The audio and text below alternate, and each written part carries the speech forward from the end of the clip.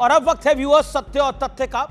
हरियाणा में भारतीय जनता पार्टी जीत का लठ गाड़ने के बाद पहले से ज्यादा कॉन्फिडेंट नजर आ रही है और इसकी झलक मंगलवार को प्रधानमंत्री मोदी के भाषण में देखने को मिली, क्योंकि प्रधानमंत्री मोदी ने अपने भाषण में जिन मुद्दों को हाईलाइट किया वो राहुल गांधी की उन बातों का जवाब है जिनके जरिए बीते कई महीनों से कांग्रेस बीजेपी को घेरने की कोशिश करती आ रही है।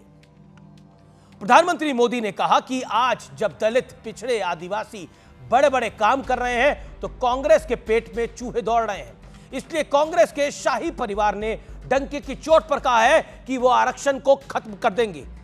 राहुल गांधी के इस बयान पर उन्होंने बोला, आपको याद होगा राहुल गांधी ने हाल ही में अमेरिका में कहा था कि कांग्रेस आरक्षण खत्म करने के बारे में तब सोचेगी जब देश में निष्पक्षता होगी। हालांकि अखिलेश यादव ने इस बयान से उनसे किनारा कर लिया था। इसके अलावा पीएम मोदी ने यह भी कहा है कि देश में लंबे वक्त से किसानों को भड़काने की एक बड़ी कोशिश होती रही है।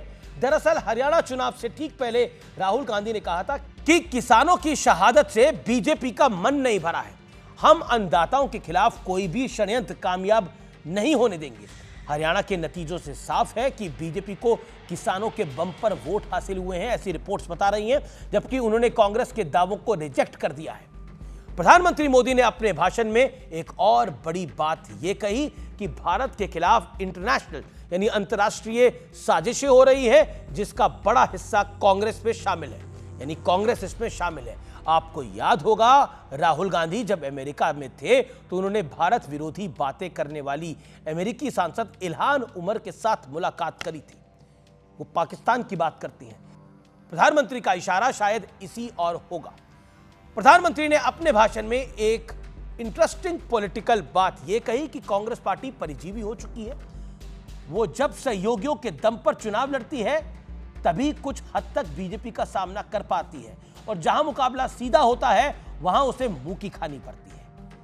हमने देखा है कि जम्मू कश्मीर में कांग्रेस नेशनल कॉन्फ्रेंस के साथ चुनाव लड़ी और केवल 6 सीटें जीत पाई। इसके बावजूद कांग्रेस को सत्ता में हिस्सेदारी हासिल हो जाएगी, लेकिन हरियाणा में लड़ाई सीधे बीजेपी के साथ थी तो कांग्रेस 10 साल बाद भी जीत का सूखा खत्म नहीं कर पाई। बात का निचोड़ यह है कि हरियाणा में जो सियासी भूकंप आया है उसके झटके दिल्ली से लेकर महाराष्ट्र तक महसूस हो रहे हैं, क्योंकि खुद इंडिया ब्लॉक की पार्टियां पानी पी पी कर कांग्रेस को कोस रही हैं। तो बीजेपी ने भी कांग्रेस को जातिगत जनगणना से लेकर किसान और जवान तक हर मुद्दे पर घेर लिया है।